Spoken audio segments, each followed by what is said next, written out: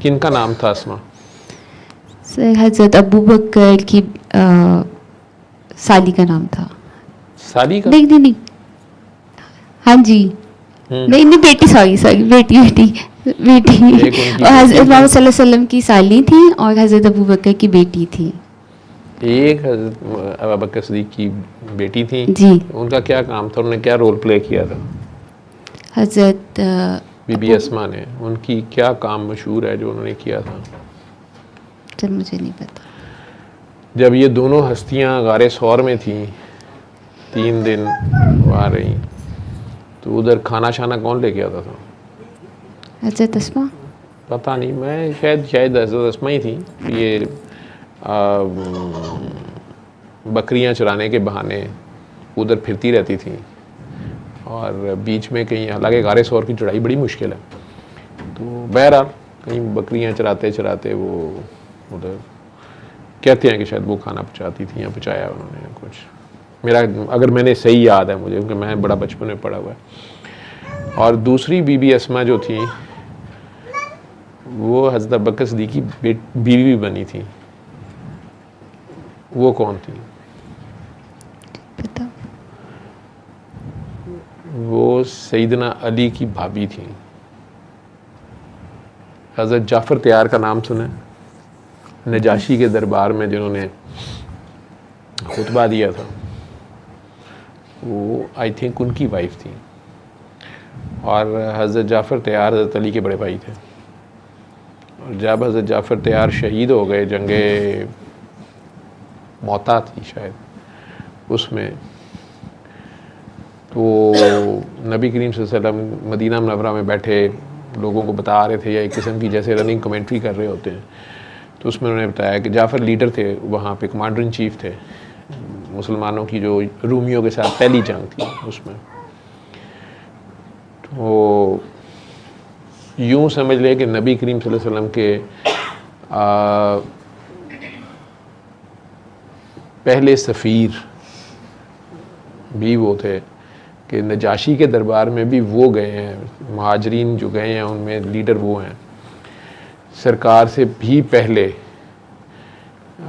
किसी बाकी लोगों से भी पहले जिन्होंने पहली हिजरत की मुसलमानों ने सरकार के हुक्म पर हबशा की तरफ, तो वहाँ पर भी उस बादशाह को इस्लाम का पैगाम, नबी करीम सल्लल्लाहु अलैहि वसल्लम का मैसेज वो दिया। और हालांकि वहाँ पे अबू सुफियान मेरा ख्याल है काफ़िला लेके पहुँचे हुए थे, उन्होंने दरबार में शिकायत करने की कोशिश की उस ज़माने के रूल्स के मुताबिक, या उस ज़माने का जो कल्चर था कि अगर आपका कबीला आपको छोड़ देता तो बाकी कबीले भी आपको पनाह नहीं देते थे, ये किस्म की उस कबीले से जंग का ऐलान नहीं तो हो जाता था। तो उसने वहाँ बताने की कोशिश की अबू सुफियान ने कि जी ये हमारे कबीले में एक शख्स आ गया है, वो नाउज़ुबिल्लाह नबी करीम सल्लल्लाहु अलैहि वसल्लम के बारे में जो भी बात करनी थी गई, एक नया मज़हब ले आए हैं और ये फिर ये उनके पैरोकार हैं, इनको हमने इस बात पे इन लोगों को बायकाट किया तो ये इधर भाग आए हैं, तो इन्हें हमारे हवाले कर दिया जाए, हम इन्हें सज़ा दें और ये वो। तो नजाशी था जिसने उन्हें कहा कि उनकी क्या तालीमात हैं। नजाशी आई थिंक क्रिश्चियन था, लेकिन वो तलाश में था, उस तक जो बात पहुंची हुई थी वो उसे सेटिस्फाई नहीं करती। तो वो हज़रत जाफ़र तैयार के हाथ भी आई थिंक मुसलमान भी हुआ था बाद में। तो हुजूर के पहले सफ़ीर वहाँ पे भी वो हैं। फिर रूमियों को, जो उस वक़्त की सुपर पावर थी, आजकल की तो सुपर पावर का हम लोग मुसलमान कहते हैं वो हमारा वेंटिलेटर है, वो हमें सांस देते हैं, ये वो नहीं, वो सुपर पावर सरकार थे। तो उन्होंने जो पहला लश्कर भेजा, रूमी शरारतें कर रहे थे, मुस्लिम कबाइल्स को छेड़ रहे थे जो छोटे मोटे गाँव उनके बॉर्डर के साथ थे, तो रूमी बदमाशी लगा रहे थे। तो ये 1000 लोगों का दस्ता हजूर ने भेजा था, तो इसके लीडर हज़रत जाफ़र तैयार थे। तो उन्होंने वहाँ भी पहला मैसेज यही दिया था कि या तो अल्लाह के दीन को एक्सेप्ट करो, जो लॉ है, हमारे तो यहाँ ब्रिटिश लॉ लगा हुआ है ना, कुरानिक लॉ नहीं लगा हुआ। वो हमने नाम रखा हुआ है इस्लामी जमहूरिया पाकिस्तान, लेकिन हमारा जो कानून शानून है वो ये हरामी है, जो अंग्रेज़ों का, ग़ुलामों का जो भी था, ग़ुलामी के दौर का। तो वो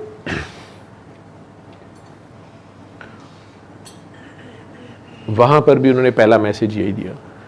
और दूसरा ये है कि नहीं तो फिर हमें जजिया दो, रूमी जजिया थे, ठीक है, जो उधर उस ज़माने का रूस अमेरिका था, और नहीं तो फिर हमारे से जंग कर लो। तो जंग हो गई।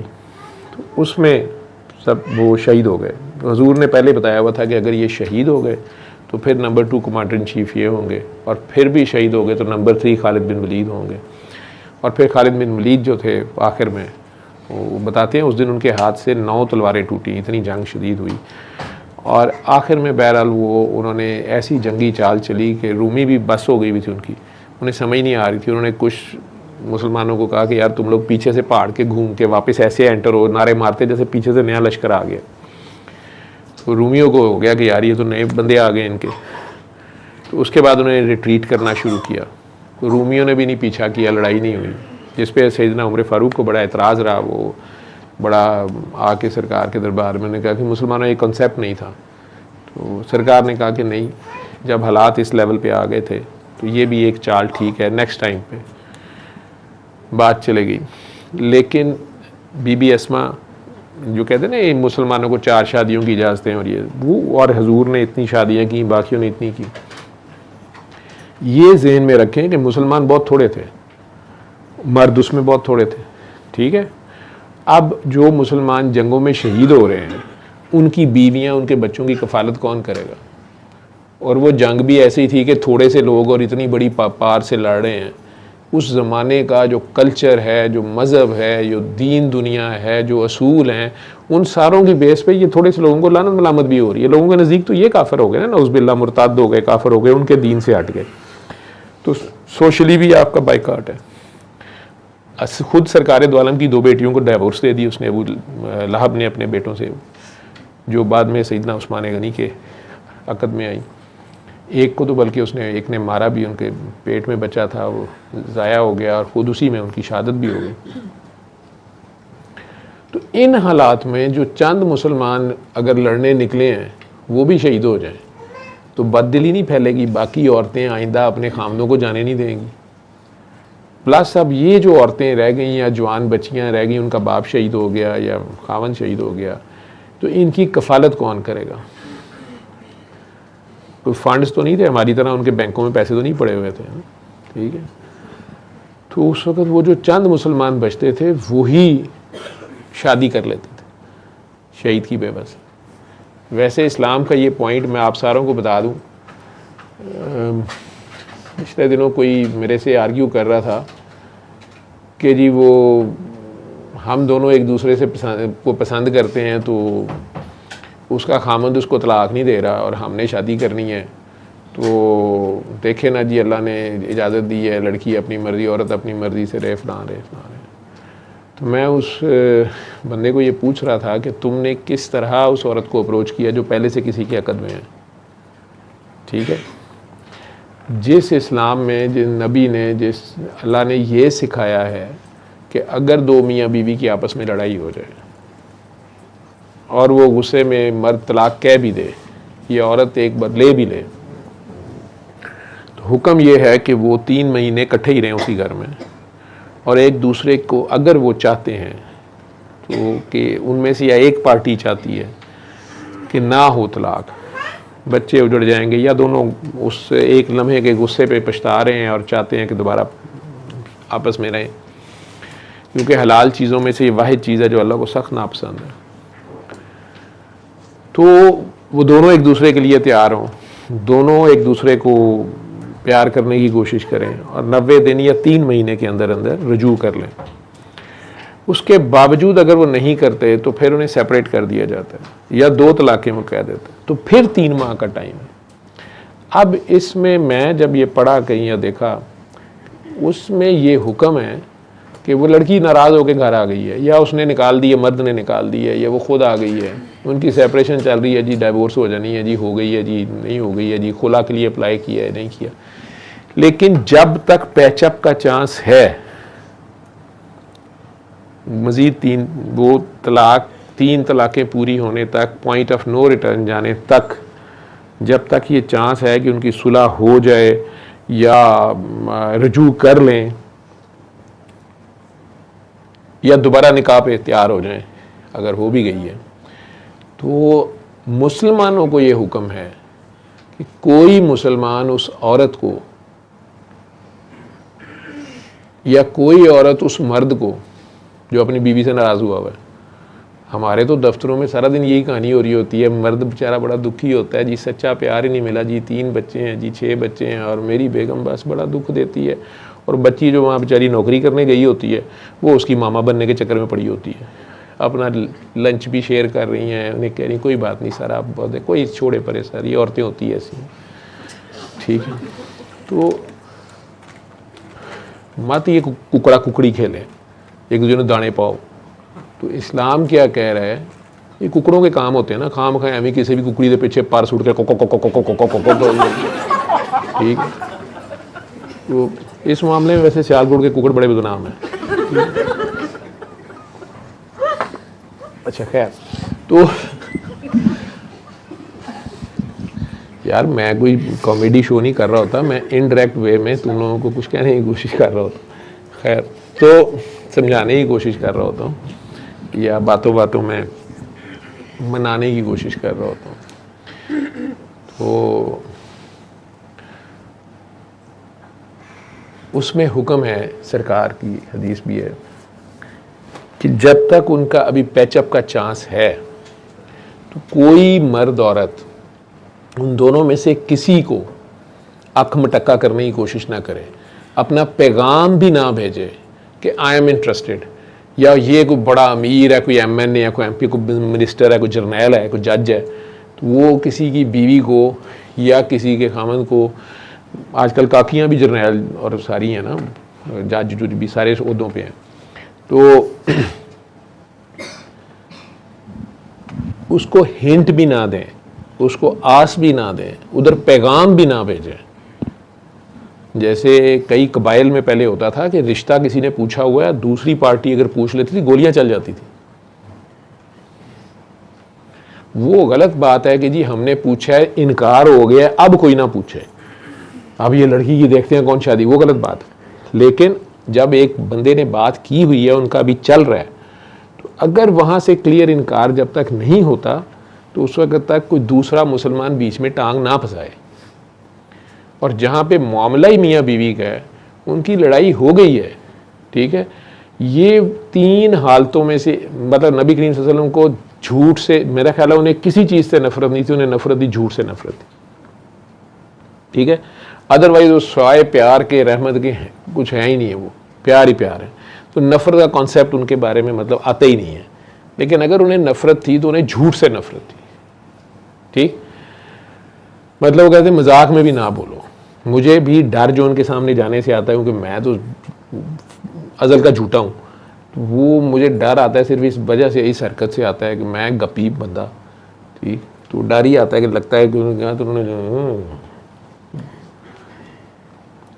तो एक मामले में, 3 में से एक मामले में जिसमें उन्होंने झूठ बोलने की इजाज़त दी है,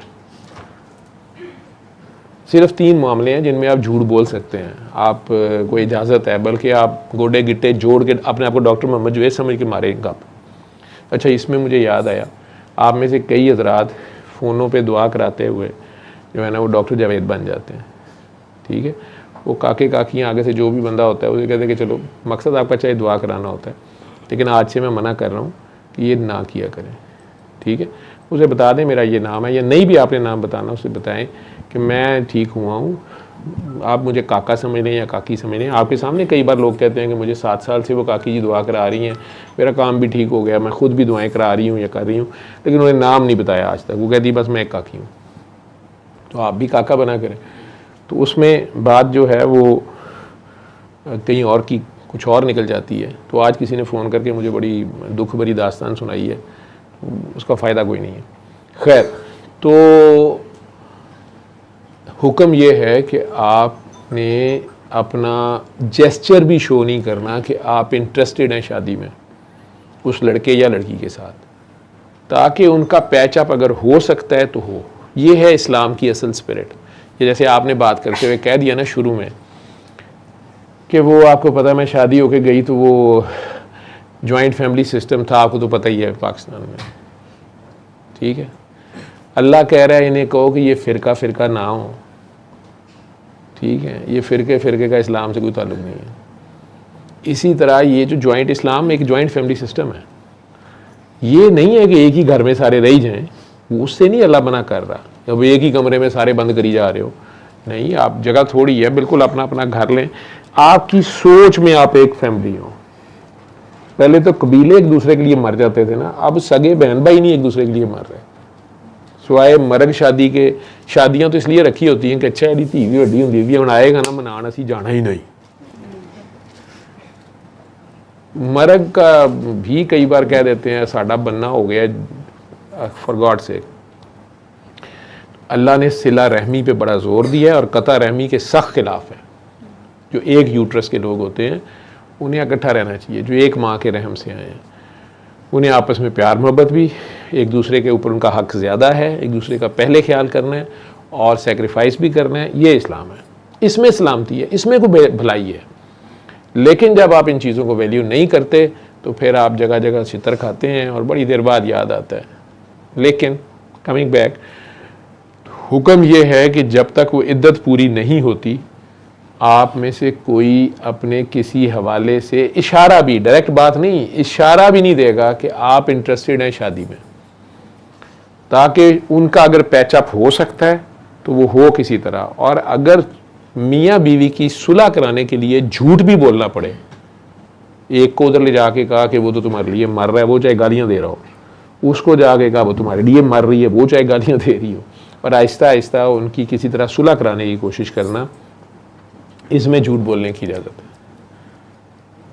है। या फिर आपकी जान पे बना, ये जान बच सकती है झूठ बोल के, तो उसके लिए इजाज़त। और आखिरी चीज़ यही है, जंग के अंदर झूठ बोलना कि ट्रंप ਨੂੰ कह देना ਤੁਹਾਡੇ ਕੋਲ ਐਟਮ ਬੰਬ ਹੈ, अच्छा ਉਹਦੇ ਨਾਲ ਕੀ ਹੋਏਗਾ, ਸਾਡੇ ਕੋਲ ਐਸਾ ਮਟੀਰੀਅਲ ਆ ਗਿਆ, ਐਟਮ ਬੰਬ ਚੱਲਦੇ ਹੀ ਨਹੀਂ ਉੱਥੇ, ਇਹ ਸਾਡੇ ਕੋਲ ਮਾਈ ਚੀਜ਼ਾਂ ਹੈ। ਉਹਨੇ ਕਿਹਾ ਉਹ ਕੌਣ ਹੀ ਹੈ, ਕਹਿੰਦੇ ਤੈਨੂੰ ਕੀ ਪਤਾ ਹੈ, ਇਹਦੀ ਤੇ ਮਹੱਲਿਆਂ ਦੇ ਮਹੱਲੇ ਤਬਾਹ ਕਰ ਦਿੰਦੀ ਹੈ।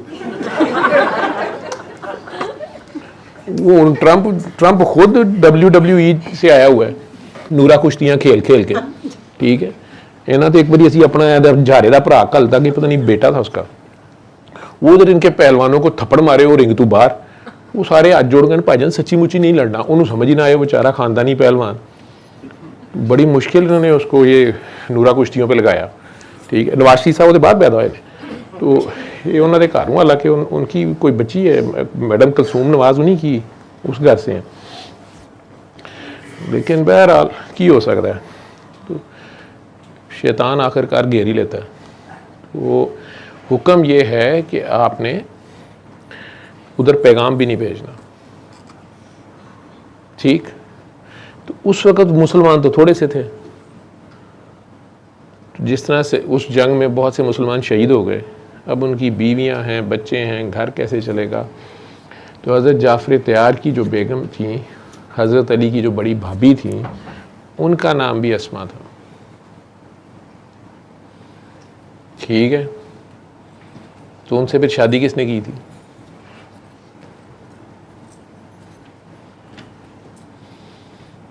उनसे शादी सैयदना अबू बकर सिद्दीक़ ने की थी, ठीक है। उनमें से एक बेटा पैदा हुआ था, क्या नाम था उनका,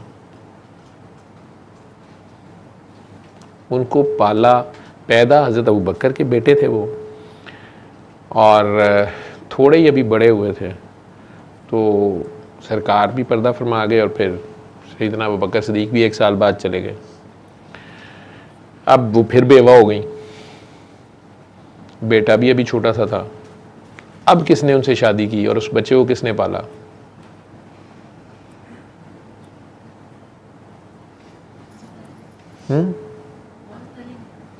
तो हज़रत अली ने अब इस भाभी से शादी की, जो उनके बड़े भाई की बेवा थी पहले, फिर सैयदना अबू बकर सिद्दीक़ के निकाह में आ गई, उनमें से एक बेटे भी पैदा हुए, मोहम्मद बिन अबी बकर। फिर वो दोबारा बेवा हो गई, हज़रत अबू बकर फौत हो गए, तो हज़रत अली ने उनसे शादी की रज़ियल्लाहु ताला अन्हु ने, ठीक है। और इस बच्चे को मोहम्मद बिन अबी बकर को पाला। चचा रिश्ते में तो लगते थे, मतलब सैयदना अबू बकर सिद्दीक़ के हवाले से, बेटे तो वो उनके थे, ठीक है। वो अलग बात है कि जब सैयदना उस्मान गनी की शहादत हुई तो उनके घर में सामने तो हज़रत इमाम हसन हुसैन पहरा दे रहे थे दरवाजे पे, तो पीछे से दीवार फलांग के जो लोग अंदर आए थे उनमें से एक मोहम्मद बिन अबी बकर, क्योंकि उन्हीं की गवर्नरी का पहला लेटर उन्होंने मिस्र भेजा था, लेकिन बाद में वो जो मरवान बिन अल-हकम ने जो साजिश की, जो कुछ भी किया, तो इन लोगों को पता चल गया, ये वापस आए और वो लंबी कहानी है उस्मान गनी की शहादत की। एनीवेज, तो जब सैयदना उस्मान ने उन्हें देखा और उन्हें कहा कि तुम भी मुझे मुजरम समझते हो, तो वो पीछे हट गए थे सॉरी करके। लेकिन वो साजिश ऐसी थी, जो भी उस वक़्त की फितना था वो शहीद हो गए। तो बहुत से सहाबा उसमें शामिल थे जो हज़रत उस्मान गनी की पॉलिसीज़ के ख़िलाफ़ थे। तो एक किस्म की बहुत मुसलमानों की वो बदकिस्मती है हमारी। एनीवेज, तो ये बीवी अस्मा, ये भी बीवी अस्मा है और आप भी अस्मा है। इतनी लंबी कहानी मैंने इसलिए सुना दी। तो ये शादियाँ इसलिए भी होती थी, एक बीवी की मौजूदगी में सैयदना अबू बकर सिद्दीक़ और ख़ुद बूढ़े हैं, 60+ हैं, तो वो शादी कर रहे हैं, ठीक है। और उनकी पहली बीवियों ने कोई इतराज़ ही नहीं किया, कोई वैंड नहीं पाए, कोई दालच नहीं गई कि एक ही कर देते हैं। तो स्पिरिट थी इस्लाम की, जो ट्रू स्पिरिट थी, उसमें पीछे मकसद शादियां करने का कोई मज़े लेना या खूबसूरत औरतों के चक्कर में रहना ये नहीं था। इफ़्फ़त कायम रखना मकसद था। कुरान में भी ध्यान से पढ़ेंगे तो ये सारा रिलेशन जो है वो इफ़्फ़त कायम करने के लिए। उसमें आगे नस्ल भी अगर बड़ी मुसलमान चाहिए भी थे, ठीक है। तो इसके एक मेन पीछे ये वजह भी थी। खैर, वो इतनी लंबी कहानी तेरे साथ हो गई। और हमारे लोग पहले ही मुझे कहते हैं कि सर आप इतनी लंबी कहानियाँ सुनाते हैं, बात कहीं से कहीं ले जाते हैं, ना उसका सर होता है ना उसका पैर होता है, अब इस बात में अंदर भलाई ये सारी बातें सुनाने का क्या फ़ायदा था। तो आप लोगों की मेहरबानी है कि मैं आपको गरम गरम ठंडी तत्ती सुनाता रहता हूँ, आप बर्दाश्त करते हैं और ठीठा तरास दे रहंदे उत्थे ही हो जिथे तुसीं रहते हो। लेकिन इलामा इकबाल ने मुझे हौसला दिया हुआ है कि ज़रा नम हो तो ये मट्टी बड़ी ज़रखेज़ है साकी। तो मैं ये शबनम जो है, ये कोशिश करता हूँ कि ये मट्टी शायद आहिस्ता आहिस्ता नरम हो जाए और अच्छी माएँ जो हैं उनसे एक अच्छी कौम पैदा हो। सल्ले अला सल्ले अला सल्ले अला सल्ले अला सल्ले अला शफीना सल्ले